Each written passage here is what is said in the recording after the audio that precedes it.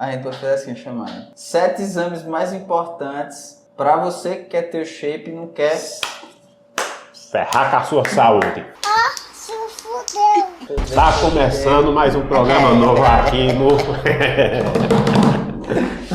Fala pessoal, Alexandre Barbosa aqui, cenáriozão diferente aqui hoje porque vamos começar uma série de vídeos que dessa vez vai ser um conteúdo muito sério para você que gosta da musculação, mas de repente você não quer ser atleta, e nós vamos trazer aqui um conteúdo de essencial importância para você cuidar da sua saúde, construindo um shape com qualidade de vida. E hoje eu estou aqui com um participante especial, o meu querido amigo aqui, Márcio Coelho, nutricionista aí. E hoje vamos falar sobre o que, Márcio? Olha só, hoje o tema é imbatível. 7 exames que você precisa saber e fazer para quem quer ter shape, se você quer ter shape, sem ferrar com a sua saúde. Exato. Então, um dos problemas maiores em relação a quem vive o fitness é longevidade.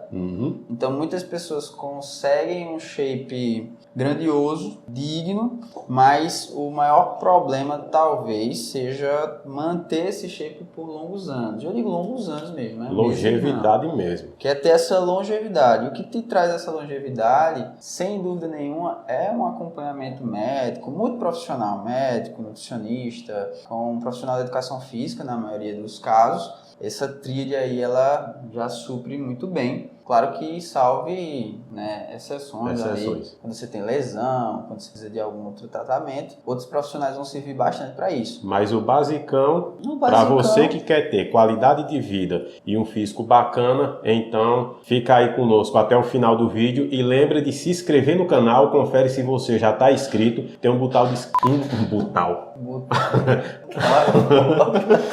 É tudo ao vivo, meu amigo.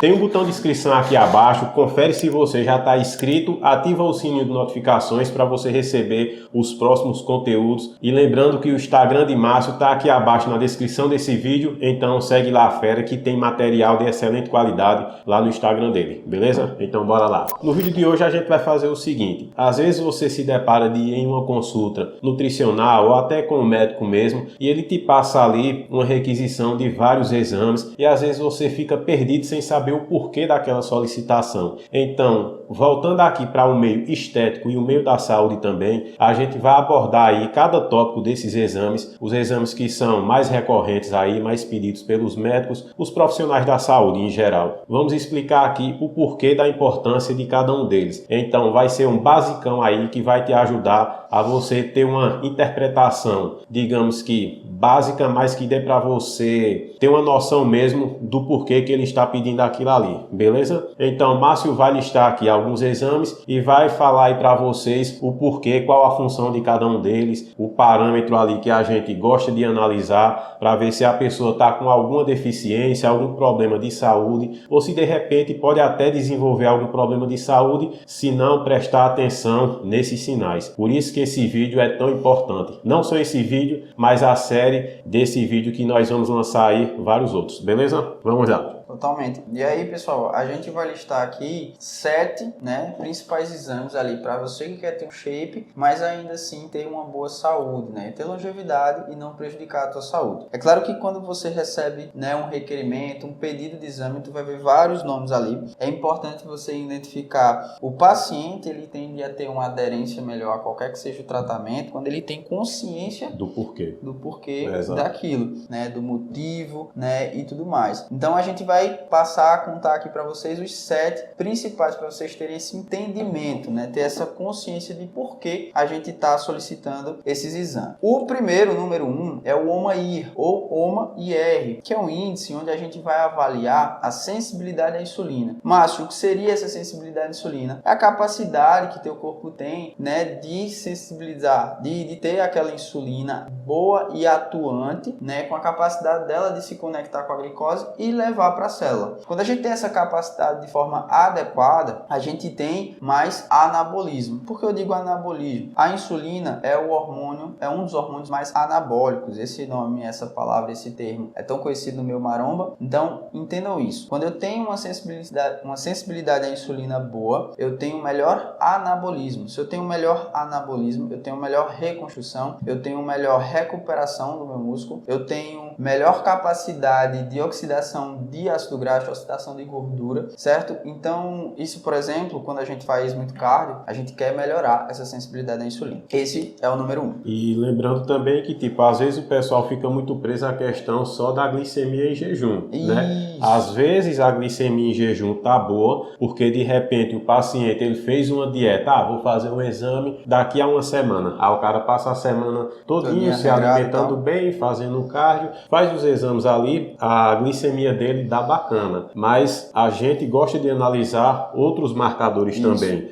como a insulina em jejum e também tem a hemoglobina glicada, né? Que é bastante importante. E aí você vai ter uma fotografia do tempo, né? Eu Exato. costumo falar que o exame de sangue, isso é até importante para vocês entenderem, o exame de sangue nada mais é do que uma fotografia do tempo, né? E cada marcador ali, ele vai mostrar uma fração de tempo, como é que estava o teu corpo, como é que estavam esses marcadores do teu organismo. Quando a gente vê, por exemplo, a hemoglobina glicada, a gente vê uma fração de tempo maior, então dá pra gente ter uma noção do parâmetro geral. Quando a gente vê a glicemia em jejum, a gente vê num padrão de tempo menor, e isso pode não dar a real situação e dessa maquiada realmente. Outros marcadores podem vir juntos, né, desse OMR, que é a hemoglobina glicada, a insulina, que é necessário para a gente ver esse marcador, e a glicemia em jejum, mas outros parâmetros também, como frutosamina, por aí.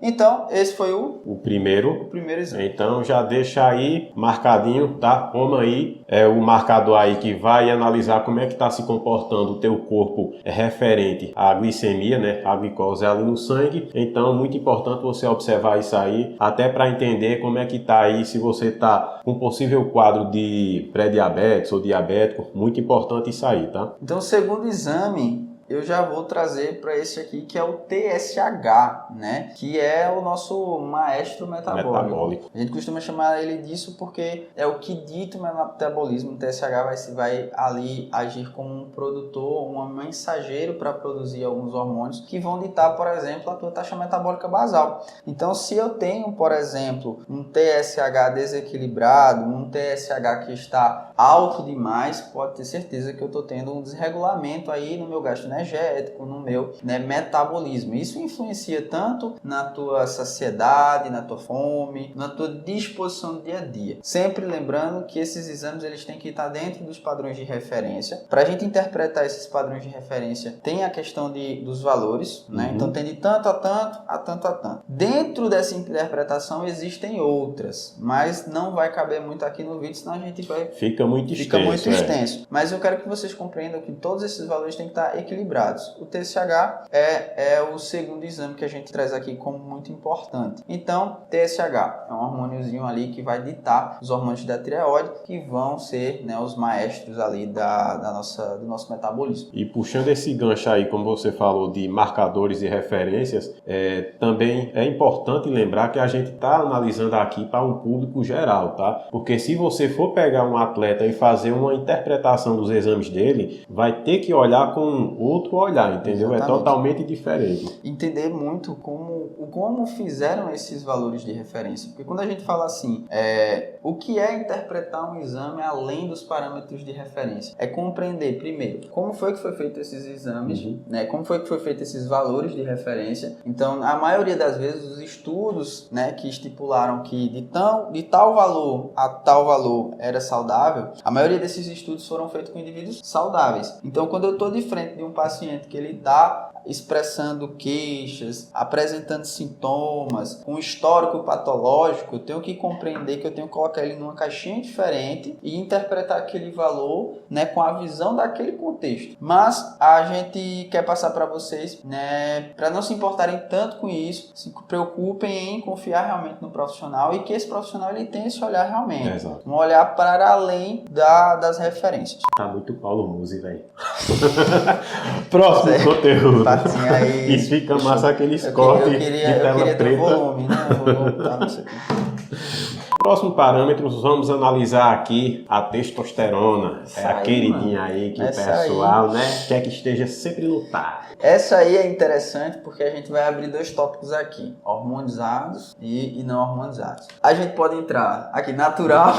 Fake Neri. Fake Neri. Natural e fake Neri. Então, por exemplo, quando eu tenho de frente um paciente natural, eu tenho que ter essa noção porque eu vou ter parâmetros ali de testosterona, talvez não no talo, tá? Mas eu tenho que compreender os sinais clínicos, o que ele apresenta, né? Pegar ali observações sobre sua rotina, sobre seu vigor físico e tudo mais. Então isso vai ser muito importante. A testosterona, ela é interessante porque ela não só é um parâmetro para ver se tu tem capacidade de aumentar a tua massa muscular e tua força. É um parâmetro que a gente avalia teu vigor físico, a tua motivação diária, o teu gás para viver. Quando a gente vai olhar para, por exemplo, um paciente hormonizado, a gente tem que ter muito cuidado, porque a gente vai ver muitas vezes os níveis, né, suprafisiológicos. E esses níveis suprafisiológicos, eles estão associados a alguns riscos de saúde. E aí, quando a gente vai avaliar num hormonizado, a gente não avalia a testosterona muitas vezes sozinha, a gente vai avaliar outros marcadores, porque esses marcadores eles podem sofrer influência dessa testosterona suprafisiológica. Mas o terceiro exame aí, né, que seria importantíssimo para você estar analisando, seja hormonizado ou não, testosterona. Principalmente pessoas que usam, né, testosterona exógena, fazem tratamento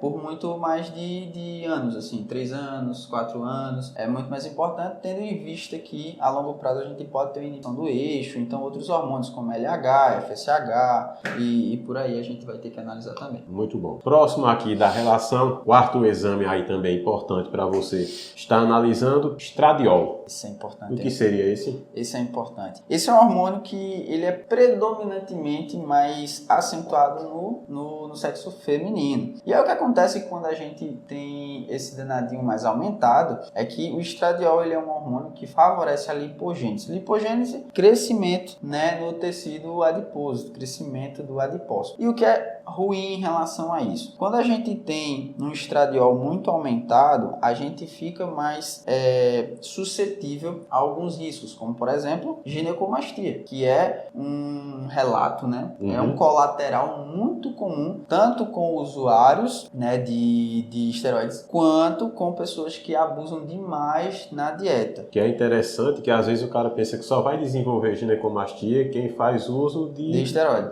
E na verdade não. Isso está associado natural também. No natural também pode desenvolver. Que é com a dieta comum ver ruim, isso na puberdade, né? É comum demais, principalmente os meninos ali que começam a treinar, estão com BF muito alto, já quer, por exemplo, pular para um bulking, né? Já quer subir demais aquelas calorias. Esse indivíduo, ele pode ter uma sensibilidade à insulina muito ruim, que pode piorar aí essa relação do estradiol, que pode aumentar os riscos para a ginecomastia. Então é uma cascata de efeitos, mas que a gente tem que analisar bem direitinho. Então não é porque eu não tomo esteroide que eu não estou com risco de ter ginecomastia e por aí vai. Então é muito importante observar a relação do percentual de gordura com o estradiol. Se eu tenho um paciente que ele está com o BF muito alto e esse paciente ele está querendo fazer um superávit calórico, querendo fazer alguma coisa ou fazer, né, o uso de esteroides, eu tenho que estar muito preocupado, eu tenho que analisar direitinho o estradiol desse meu paciente. Muito bom. Quinto marcador, esse aqui é muito interessante, às vezes deixa até o paciente ali preocupadíssimo. Eu lembro que quando eu fiz esse aí, uma colega minha ficou preocupada porque deu alterado, aí o coração já ficou nervoso. E aí, meu amigo? CPK. Esse danadinho, ele sinaliza inflamação, né? Sinaliza dano muscular.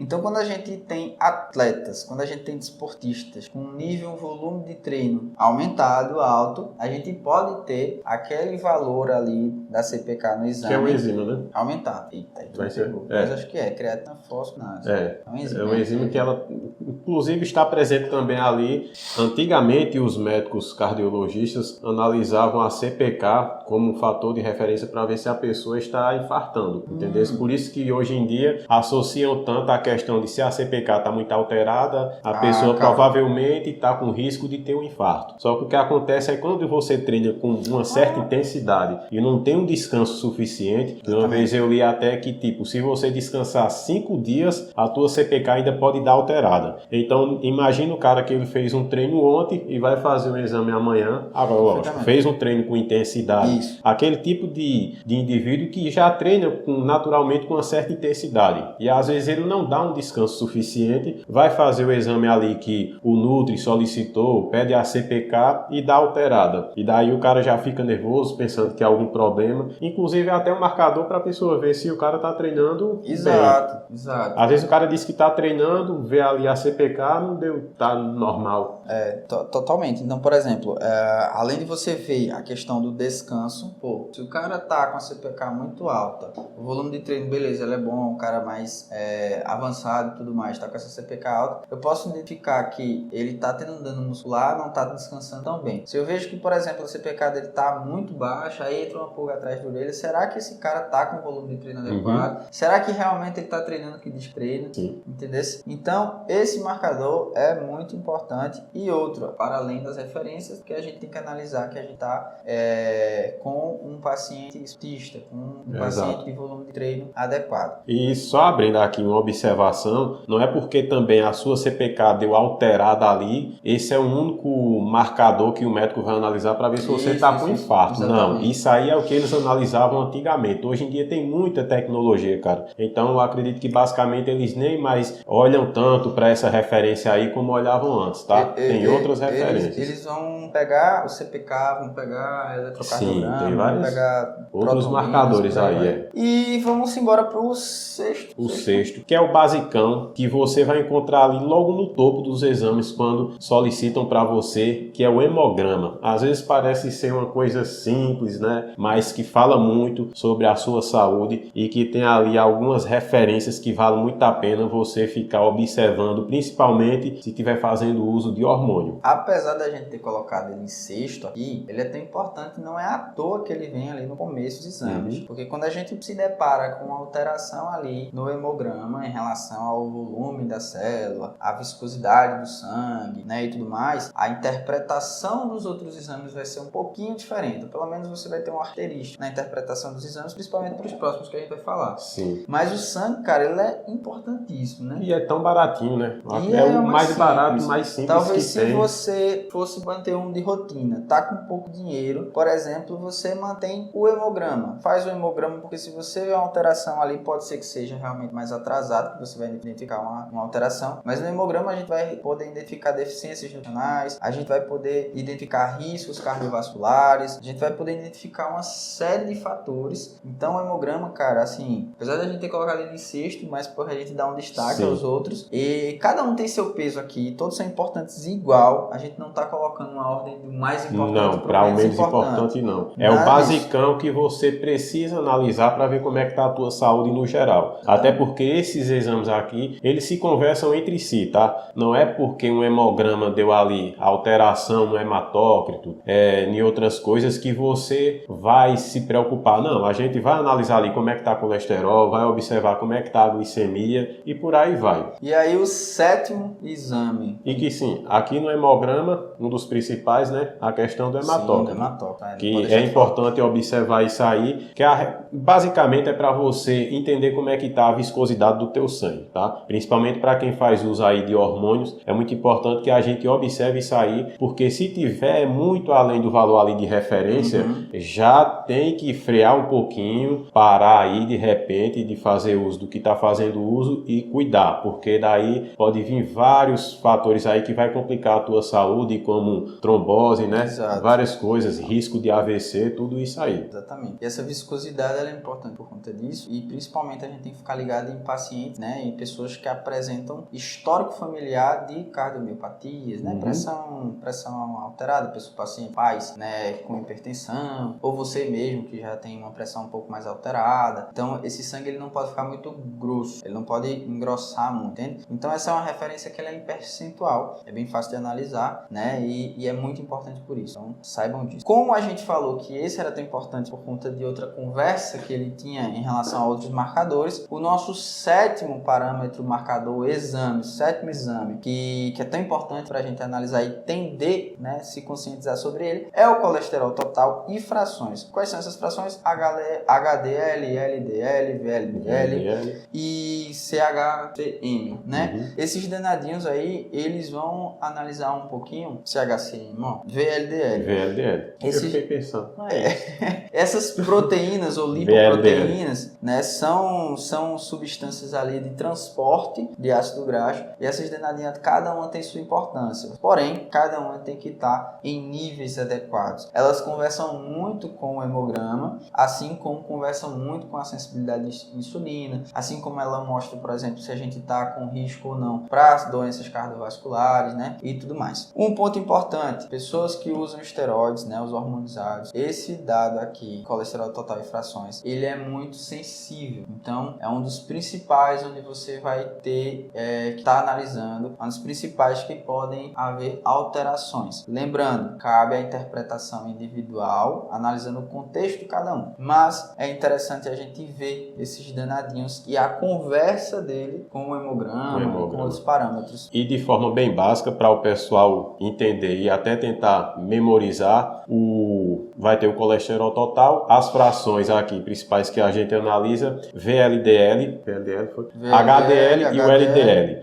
HDL, para você decorar, o H de herói. Então a gente costuma falar que é o colesterol bom. E o LDL, você lembra L de ladrão, que vai ser o colesterol ruim, que na verdade não vai ter colesterol ruim, tá, pessoal? O que vai acontecer é a relação entre esses dois aí que torna todo o quadro uma situação ruim. Então, se o teu HDL está muito baixo e o teu LDL está muito alto, então vai ter uma desproporção aí que é preocupante, é bom analisar para que não venha aí a ter alguns problemas de saúde. Exatamente. O que é interessante entender também é qual é a funçãozinha desses danados, né? Porque a gente sabe, um é bom, o outro é ruim. Basicamente, pessoal, esse LDL, HDL, são siglas em inglês. Então, L é de low, porque ela é uma lipoproteína, low lipoprotein, porque ela se movimenta no sangue de forma devagar. E por ela se movimentar de forma devagar, é que aumenta-se o risco dela se ligar, né, às paredes dos vasos e aumentar o risco de algum problema quando ela está em altas concentrações. Quando a gente tem um HDL, a gente tem high, né? Então é uma lipoproteína que se transporta de forma mais rápida. O VLDL é o Very Low Density Protein, então já é uma proteína que é bem devagarzinho. Então basicamente são transportadoras, como a gente falou, transportadores de gordura, só que as danadinhas têm que estar em concentrações adequadas, porque se tiverem muito desequilibradas, você vai ter um desarranjo metabólico ali que vai prejudicar principalmente em relação à saúde cardiovascular.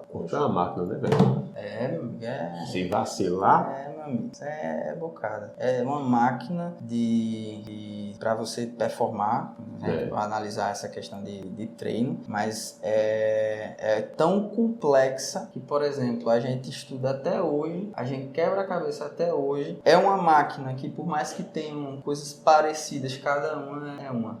Tá ligado? E o principal, ponto. Você é responsável pela manutenção. Totalmente, velho. Você é o mecânico, velho. Porque é única. Tipo, você vai ter esses parâmetros lá, você vai ter em relação dos parâmetros ali de referência, né, de tanto a tanto, legal demais. Só que você vai ter que analisar aquilo ali de forma individual. Por isso que a gente tá falando aqui para vocês terem essa consciência, mas é a confiança no profissional que tá cuidando de você. Então, voltando aqui, pessoal, para vocês, vamos voltar aqui, quais foram? Relembrando, vamos aí, né, marcador aí para glicemia, atexto, total, TSH, o estradiol, CPK, hemograma e colesterol total e frações. Também poderia colocar aqui os marcadores hepáticos, né? Isso, boa. Poderia mesmo, realmente. Isso é quais mesmo que eu esqueci?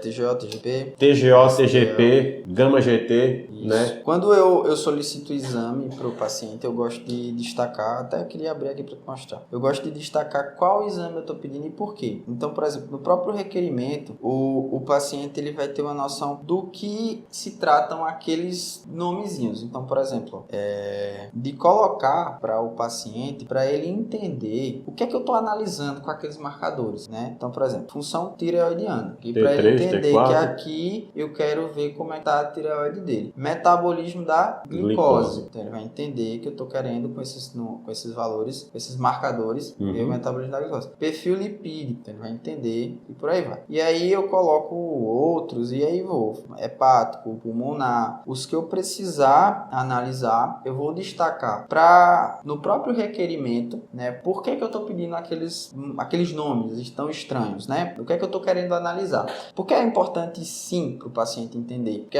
entra naquele ponto que a gente comentou. A gente tem mais aderência, a gente faz aquilo que a gente tem consciência, o que a gente sabe por quê. Se fica muito solto, o paciente pode ser que nem ligue para aquilo, sabe?